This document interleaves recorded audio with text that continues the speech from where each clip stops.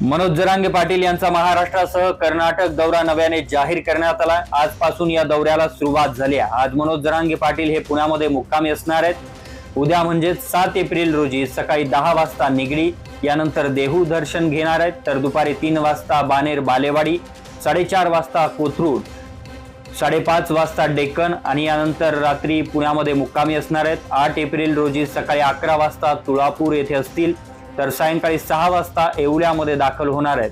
तर रात्री अंतरवाली सराटीमध्ये मुक्कामासाठी पोहोचतील। यानंतर 9 एप्रिल रोजी सकाळी 10 वाजता अंतरवाली सराटी येथून प्रस्थान करतील। लातूर मार्गे जळकोट या ठिकाणी ते बैठकीसाठी उपस्थित राहणार आहेत। तर रात्रीचा मुक्काम उदगीर या ठिकाणी असणार आहे। 10 एप्रिल रोजी सकाळी 10 वाजता उदगीरमध्ये बैठक संपन्न होणार आहे। या बैठकीसाठी ते उपस्थित असतील। दुपारी 12 वाजता उदगीर ते देवणी या ठिकाणी बैठकीसाठी जातील।